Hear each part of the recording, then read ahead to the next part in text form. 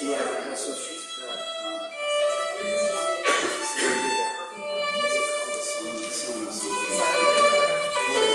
that was his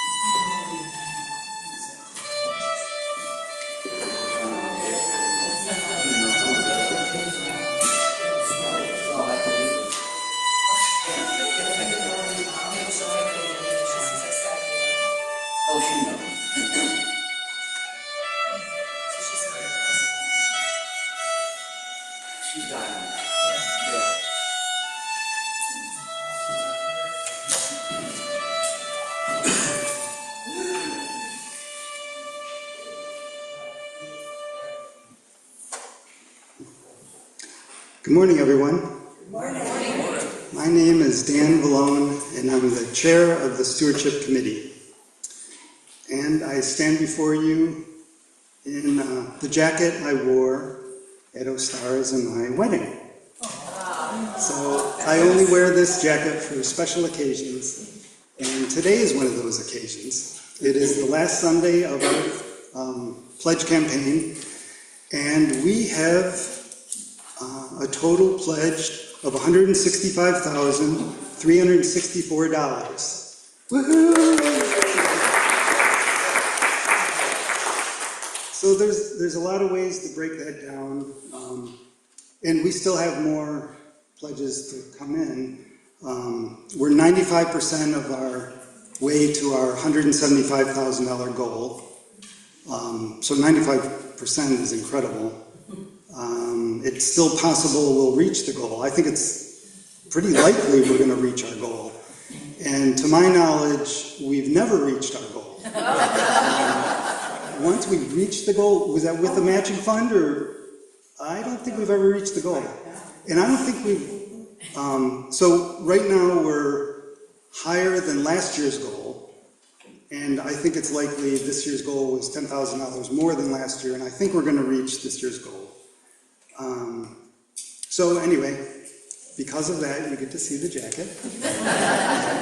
And I'm grateful, and I'm humbled, and it shows a lot of support for the church and the congregation, and I'd like to thank everyone for that. Well done. Well done, us.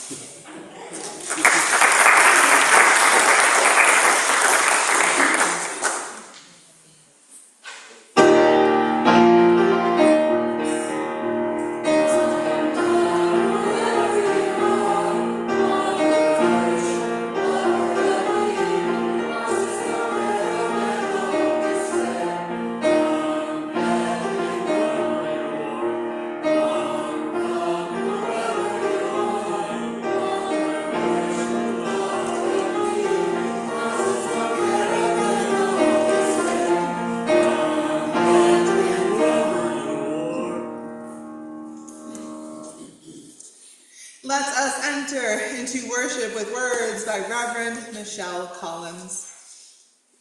Come, awaken your senses to this moment, where we practice the revolutionary act of noticing, the breath that sustains us, the beauty hiding in ordinary hours, the small things that keep hope alive.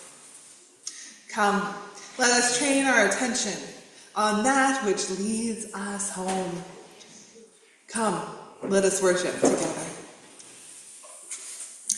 I invite you to rise in body or in spirit to join our voices in our opening hymn, Morning Has Broken, number 38 in the gray hymnal.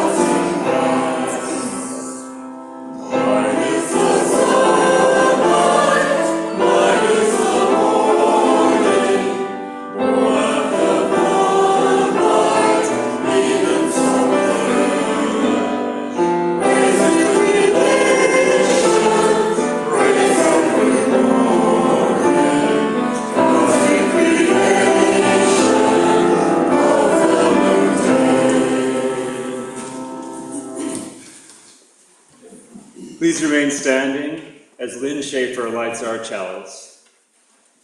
These, the words of Laura Stevens, titled For Spring Equinox. Our flaming chalice holds both light and dark. Simply by being lit, it casts shadow. The spring equinox reminds us of that balance. We need both brightness and shade, warmth and cold. Just as some seeds can only sprout after being frozen, may our hearts honor both the frost and the thaw.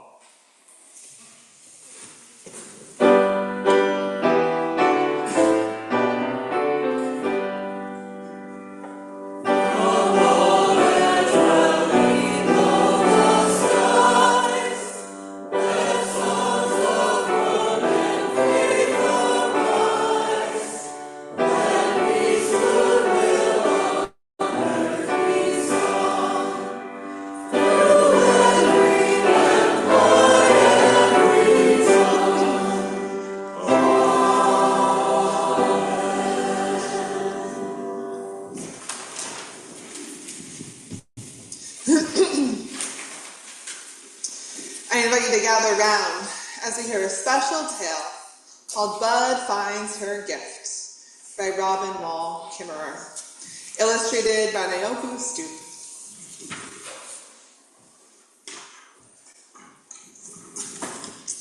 There was once a little child called Bud who was very good at noticing.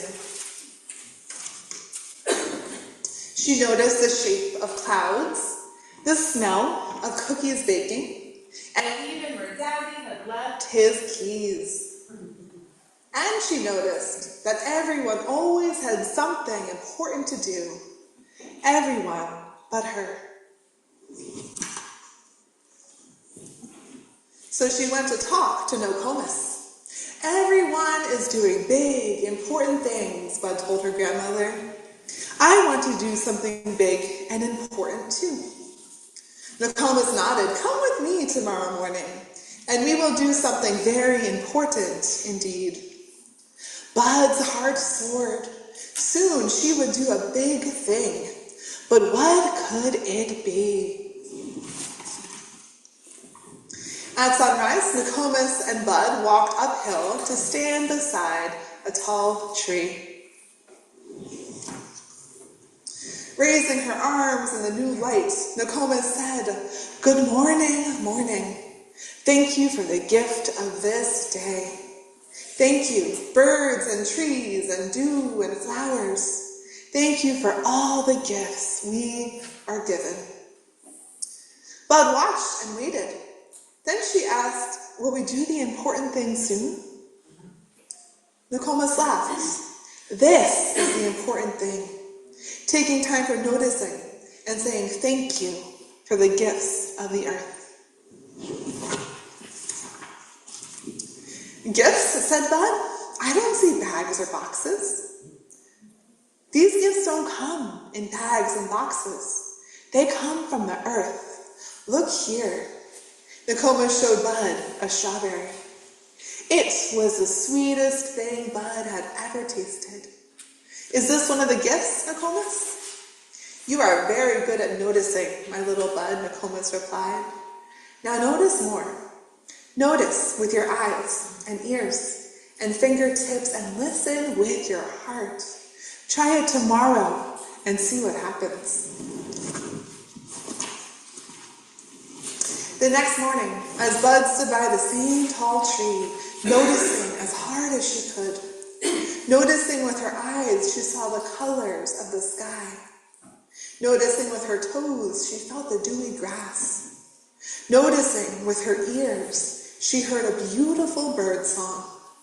Listening with her heart, she heard the bird sing.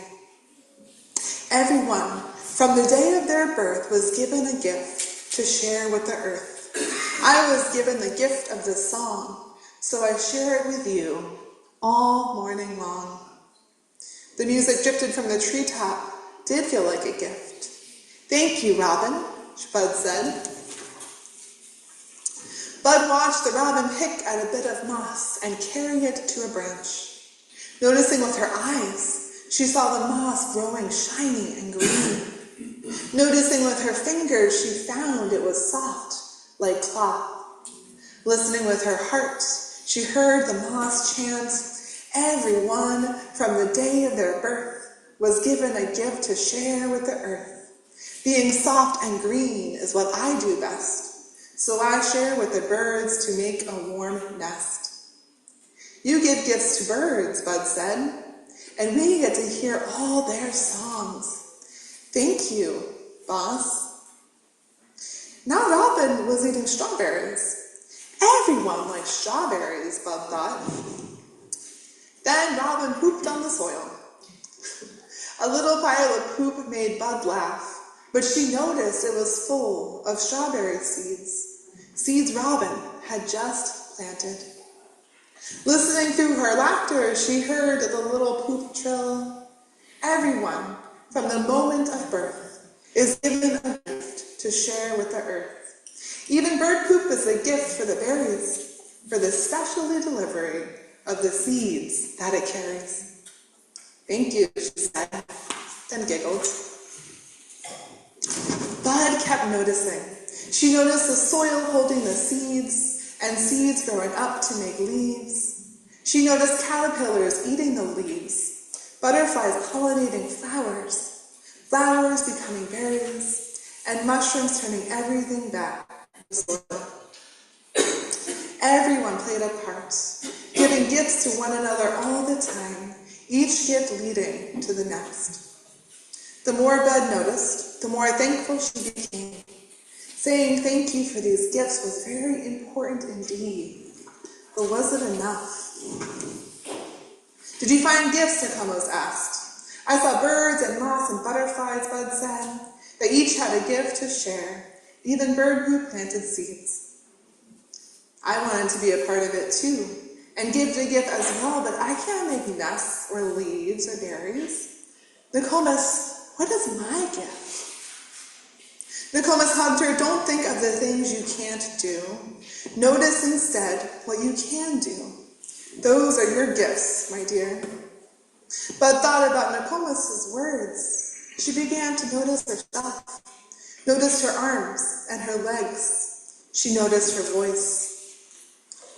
Suddenly, Bud began to sing. Everyone from the day of their birth was given a gift to share with the earth.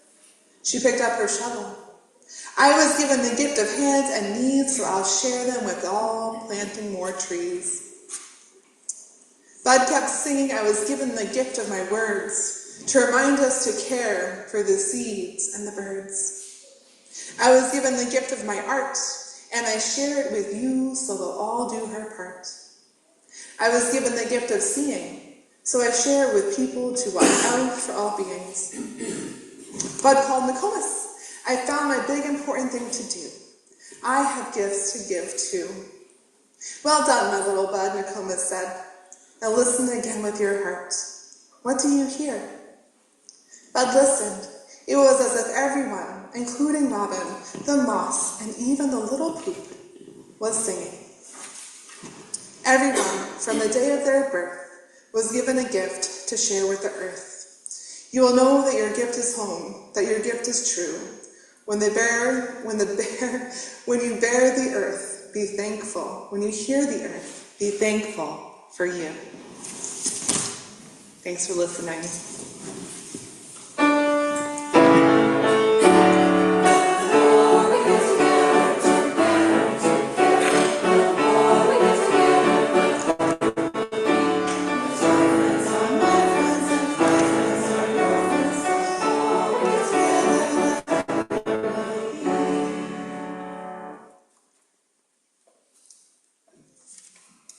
I now invite Virginia Voigt forward to share her testimonial.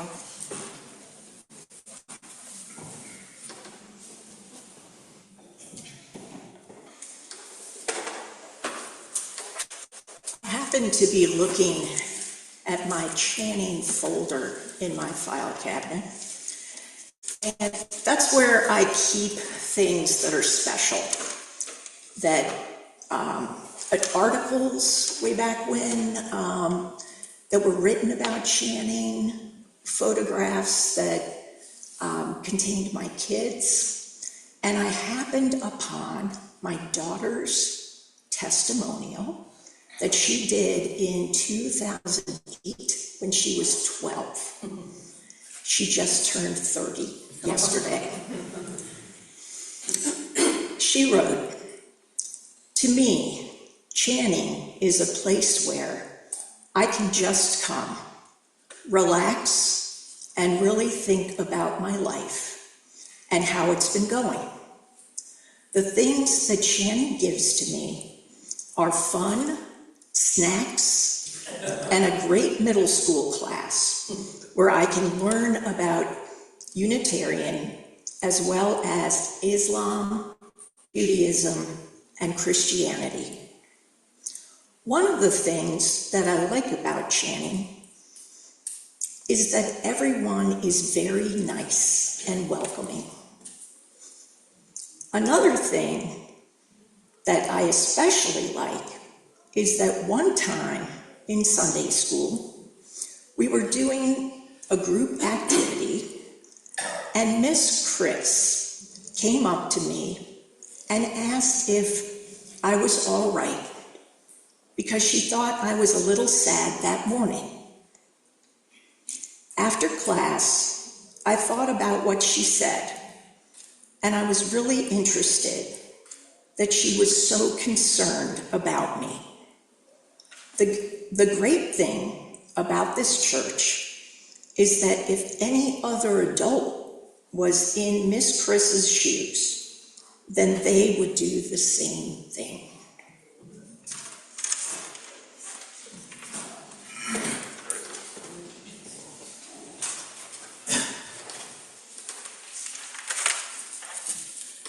Thank you, Virginia.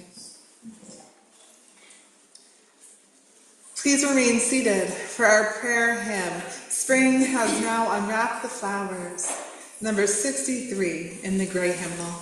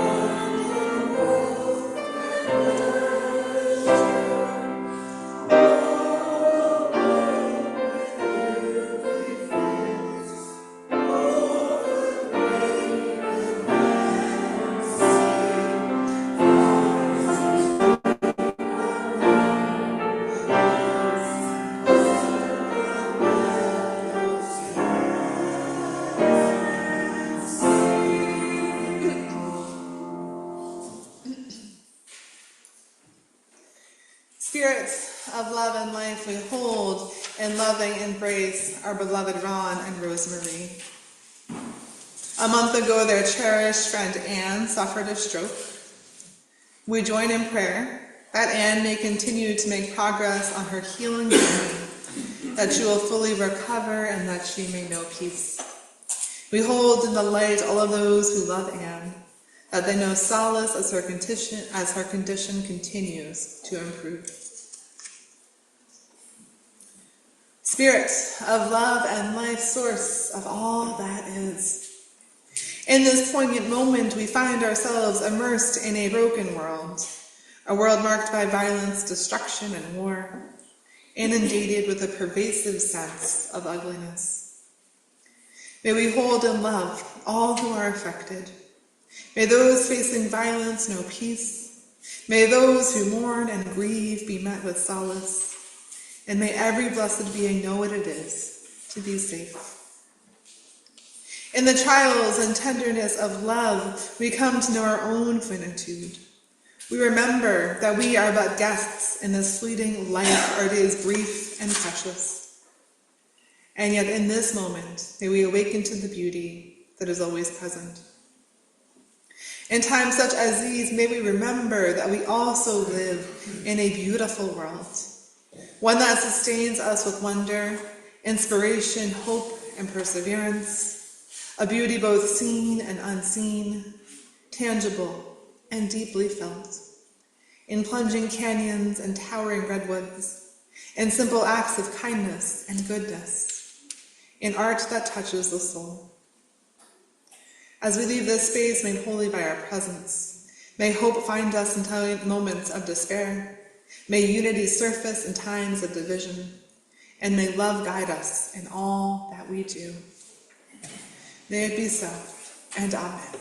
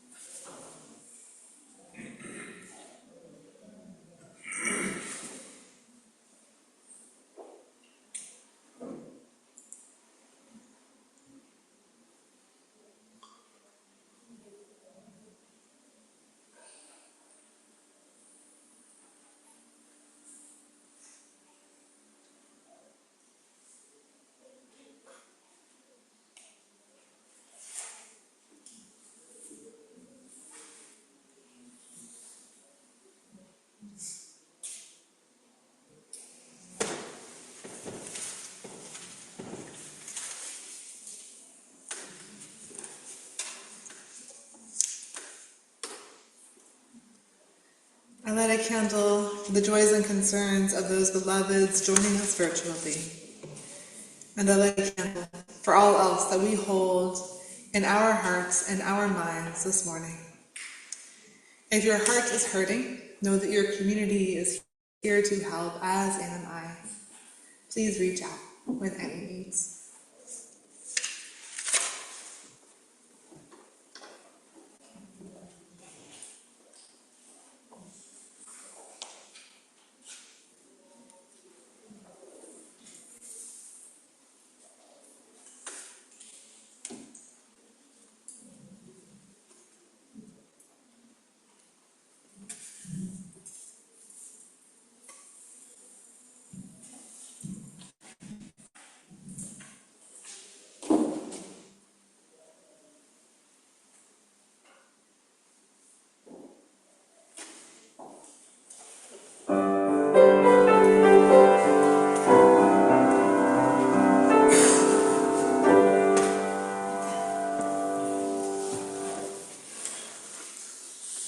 A few minutes ago, our chalice lighting ritual served as a symbol of our coming together and of our being together in this sacred space.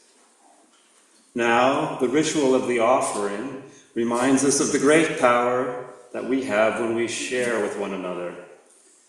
Each of us gives our time, our talent, and our treasure, and by doing so, it is together that we make our church and its beloved community.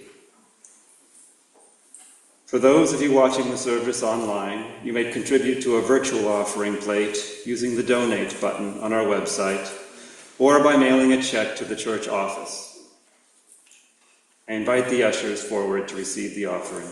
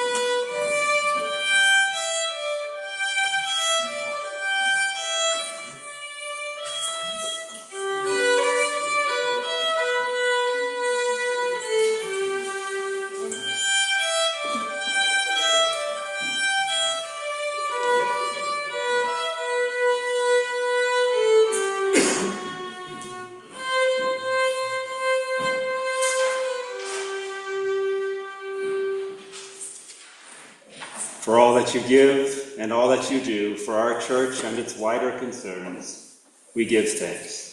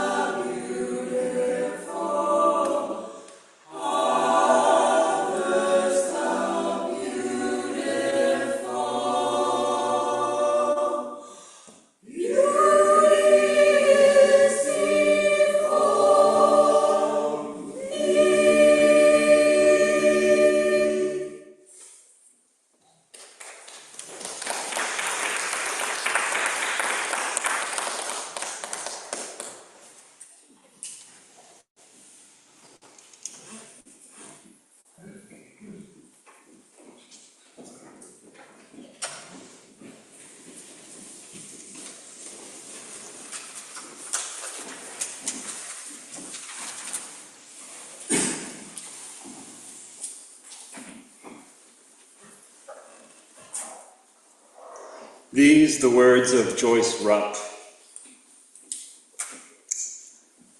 When I take a deep breath and pull in the reins of my hurry, I begin to find the numinous, the deeply spiritual, everywhere. I notice the soft breeze and how it caresses, soothes, and quiets me. I look out the window beyond my desk, and I see not just trees. I see how they behold the sun and receive the nurturance offered to them. I speak with someone on the phone, and I hear not just a person's voice, but also the bond of life that connects us.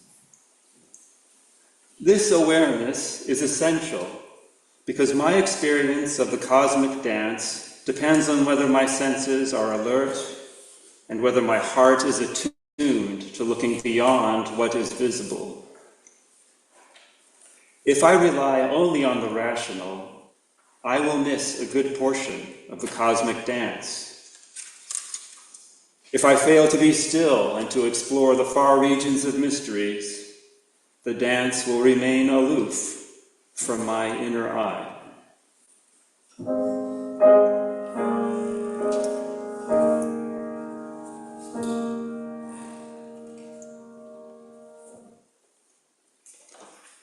And now please join me in responsive reading of Wild Geese by Mary Oliver. It is number 490 in the Gray Hymnal. It's been a while since we've done one of these, and there are different ways to do them. So let me tell you how I'd like to go today. I will begin by reading the first stanza of non-italicized words. You all will respond with the first stanza of italicized words. Then I will go to the second stanza, you will respond, and so on. Until we reach the final stanza, which we will all speak together. Get it? Got it? Good. Okay, here we go. You do not have to be good. You do not have to walk on your knees for 100 miles through the desert repenting. You only have to let the soft animal of your body love what it loves. Tell me about despair, yours, and I will tell you mine. Meanwhile, the world goes on. Meanwhile, the sun and the clear pebbles of the rain are moving across the landscapes, over the prairies and the deep trees, the mountains and the rivers. Meanwhile, the wild geese, high in the clean blue air, are heading home again. Wherever you are, no matter how lonely, the world offers itself to your imagination, calls to you like the wild geese, harsh and exciting, over and over announcing your place in the family of things. I invite you to rise and body your spirit to join our voices in hymn number 76 from the Gray Hymnal, For Flowers That Bloom About Our Feet.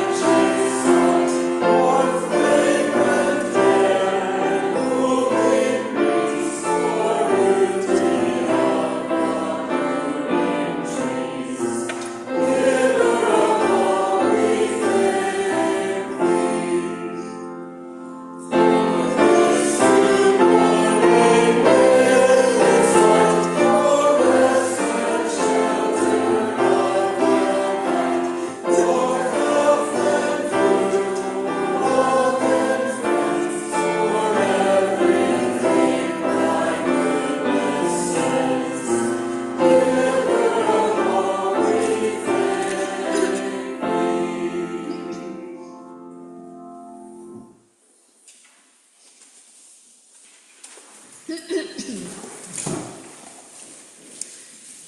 Hasidic teaching from centuries ago offers this. A wealthy man looked for guidance and advice from a revered rabbi. Upon entering the rabbi's home, he realized how sparse his living quarters were.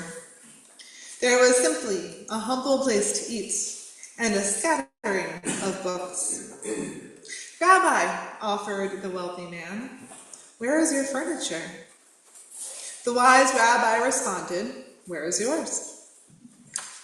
Taken aback by the simple question, the man replied, I am but a visitor in your home. The rabbi offered a smile and replied, so am I. We are only visitors here on this finite earthly realm, impermanent and preciously finite. Material wealth and status are not paramount, but presence and faith are crucial. Let us inquire, how can we be grateful for our limited time and savor all that is beautiful in the midst of all that is truly broken? How do we, as simple guests, engage with the wonder and gifts of creation that surround us? There is so much pain and sorrow vying for our attention. Perhaps most poignant in this moment is the devastating war. Our news feeds are inundated with bombs, destruction, death, and terror. Our bodies and spirits hold on to this horror. In many ways, all we can do is pray, whatever that means to each of us. We hold in our hearts sorrows occurring in our own communities, ice raids, deportations, a housing crisis, poverty.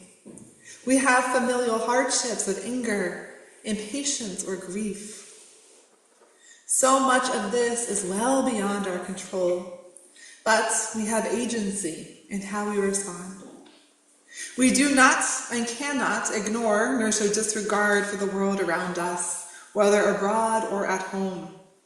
We cannot ignore war nor suppress fear, but we can connect with the goodness and the beauty that gives us the strength and hope to overcome adversity, cultivating that which makes us more apt to transform the world into a more beautiful and life-sustaining place.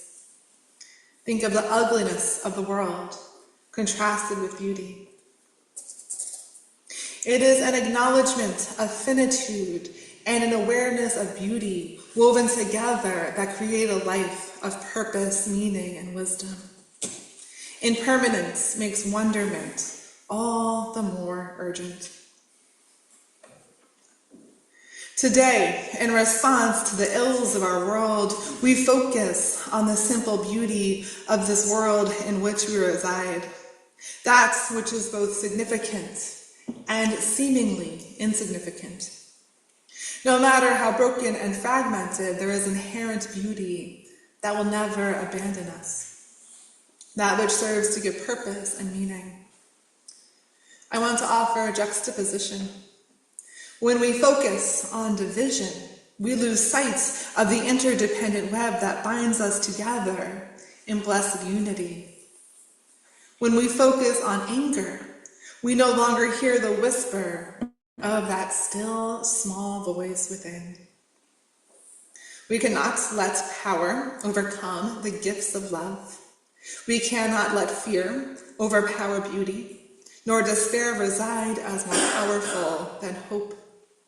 That web, this inner whisper, this compassion and love is always present. We simply invite them into our brief and forever finite lives as visitors to this realm. So what about that so very necessary, tangible beauty that we can engage with in each of our days? We need this in order to persevere. Beauty is experienced in different ways to each of us. Beauty is held in the eyes of the beholder, visual and experiential, sacred and profane. I think of the wonder and awe of the natural world, forever flowing rivers, trees imbued with stardust, Flowers that emerge no matter how harsh the winter. Beautiful. I think of random acts of kindness, buying groceries for an elderly neighbor, offering a meal to someone who is grieving, even smiling at strangers, or offering simple compliments to those in our midst. Perhaps this beauty we find is spiritual practices, pausing in prayer while conversing with divinity, resting in meditation to connect with life-sustaining mindfulness. We see artwork that inspires wonderment or reverence, or new life that offers hope of what is yet to be born. Beauty is that which forever offers us myriad gifts: hope, strength, solace, and perseverance. Can noticing a wisp of a cloud, offering kindness to but a stranger, help us to persevere and overcome? To encounter true beauty is to connect with divinity, to engage with all that is sacred and holy, to move beyond simple acknowledgement and engage with what is around us in ways far deeper than our mere senses can. Beauty is always layered. Each layer we pull away reveals something new and insightful, adding depth to our observations. Sister Joyce Rupp, a Roman Catholic author, writes about this deeper sense of beauty through the lens of mysticism. It is our hearts attuned to, quote, looking beyond what is visible. The breeze does not simply offer a touch to our face, it serves to soothe, caress, and quiet the mind. Trees become an emblem of reciprocity of existence, receiving nourishment from the sun simply to release the oxygen that sustains animal life. A mere voice heard over the phone becomes the doorway to experiencing that web that unites us, the bond of life that connects us to all that is. It is far beyond breeze, tree, and voice. It is wonderment. It is awe. It is life.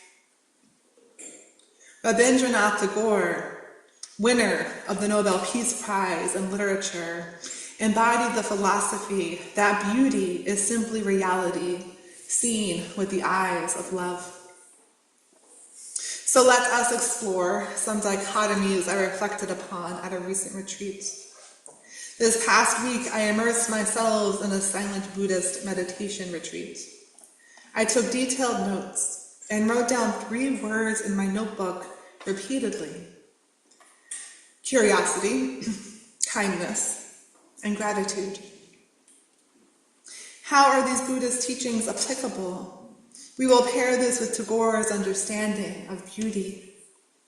We can quickly condemn others' actions when we see the world and all other sentient beings through a lens of judgment. If we intentionally foster a curiosity towards their actions instead, these judgments slip away. When we find faults within ourselves, which inevitably happens, if we ruthlessly criticize ourselves, we begin to slip into despair. If conversely we meet ourselves and our actions with loving kindness, we gently guide ourselves through any misstep. If we are reprimanded and see this interaction through a lens of fear, we can immerse ourselves in shame. What happens if, instead, we meet this gentle rebuke through the lens of beauty and find instead gratitude for this admonishment? I tried to do this myself, scribbling in my notebook all I could learn after a brief reprimand.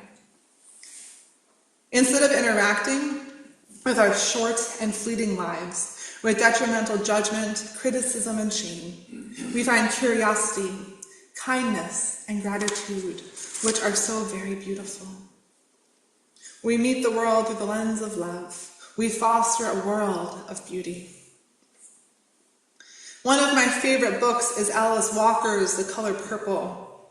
A blues singer and liberating force, a woman named Shug Avery, is walking through a field of purple wildflowers with her protagonist, Celie. Throughout her short life, Celie endures a multitude of profound hardships, disconnected from joy and beauty. In the depths of their conversation, Shug offers a piece of wisdom to Seely. Shug offers that God is profoundly upset if, quote, you walk by the color purple in a field somewhere and don't notice it. Pay attention to the world, she offers. Release your pain. Recognize life as beautiful and sacred, all life, even the simple flowers. Beauty is not a mere coincidence. It is a gift meant to be cherished. Stop, observe, smell, listen.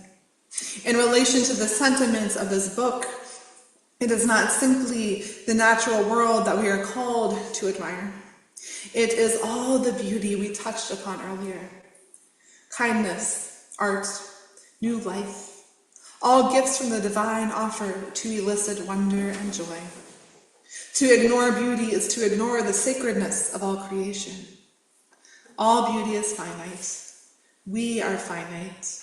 The sacred is all that is everlasting. In reflecting upon this novel, I also reconnected to our story for all ages. Bud's gift to this world was this simple and profound appreciation for all of the beautiful things that had been gifted her. She noticed beauty with eyes, toes, ears, and heart. Upon preparing for this sermon, two Mary Oliver poems stood out as particularly relevant. Pulled from her poem entitled Sometimes, Mary Oliver offers this, her simple yet wise instructions for a life well lived. Quote, pay attention, be astonished, tell about it. The simple phrases woven together serve as a blueprint to a life of beauty. Pay attention. How often do we travel through life indifferent to our surroundings, trudging past the color purple as if it were not a gift? How often does the news and current events serve to overshadow our innate ability to connect with wonder and awe? The tangible world offers beauty to the senses as well as spiritual depth, around us and within us, if only we pause to notice. Be astonished, she writes. There is wonder in those first crocuses that emerge through the hard, crusty soil regardless of the hardships of winter. There is awe in strangers offering random kindness, even if their life is in complete disarray. Tell about it. Share these small gifts and treasures with those in your midst, if not through word, then through reciprocity. Earlier, we joined together in reading Mary Oliver's poem, Wild Geese. Feast on the phrases. You only have to let the soft animal of your body love what it loves. What does your body love? Is it a particular flower that embodies the innocence of youth? The gratitude that surges in your heart when you look at someone you love? Emotions, sights, tastes, plentiful and beautiful. Quote, whoever you are, no matter how lonely, the world offers itself to your imagination. Whoever we are, and no matter what afflictions we are facing, loneliness, fear, the world is there for us to treasure and embody if only we imagine it through the lens of love. There is always a beautiful world and so many good people who inhabit it. Imagination invites love and gratitude for the most mundane of things. Over and over, Oliver writes, we find our place in the family of all things. This speaks to the web of life, to our place in all of creation, the beauty and wonder of all that is, was, and ever will be, available to us and interwoven as a piece of us, as is stardust. We are interwoven and interconnected with all that is beautiful, our own unique place in this eternal web of beauty, sacred and profane, finite and infinite. Reciprocity is a fundamental piece of truly cherishing and bestowing beauty. We heard earlier the story of Bud and her grandmother Nokomis. The tale narrates the significance of acts of reciprocity. The beauty we receive, we give in turn. Receptive to the wonder and awe of the natural world, Bud offers her gifts of singing and art in return. This children's tale was written by Robin Wall Kimmerer, the author of Braiding Sweetgrass, who offers to her adult audience this: paying attention is a form of reciprocity with the living world, receiving the gifts with open eyes and open hearts. Woven throughout the book is this theme of reciprocity, offering gratitude, forming relationships, performing acts of care in return to the life of beauty this earth so abundantly offers us. When we observe the first yellow daffodil of the season, taste a succulent strawberry, or notice ancient stars light years away, we not only receive, but give appreciation for wonder and awe. When someone offers us an act of kindness, we reciprocate by offering this kindness to another, rippling this beauty out in concentric circles to the edges of the web of life. I want to end with a quote. Friedrich Nietzsche, German philosopher, wrote, "The voice of beauty speaks softly. It creeps into our most fully awakened souls." Beauty is silent and may be elusive, but it finds its way into our souls if we awaken, if we are spiritual beings, those of faith, if we are receptive to awe and wonder, creators of goodness and kindness. Beauty finds its way in. For it is this the revered rabbi offers: so am I. So am I but a visitor to this blessed, broken, and beautiful world. How is it we want to cherish this short and fleeting time? How could we notice and truly revere all beauty amidst so much ugliness and brokenness? We ask ourselves, will I notice the color purple? Will I listen to the Buddhist teachings of gratitude, kindness, and curiosity? Can I offer in abundance that which I so graciously receive? I invite us to bring beauty into our lives no matter what detriments we face. We can each know, in all of our finitude, so am I. May it be so, and amen. Please rise, embody your spirit to join our voices in hymn Blue Boat Home, number 1064 in the teal hymnal.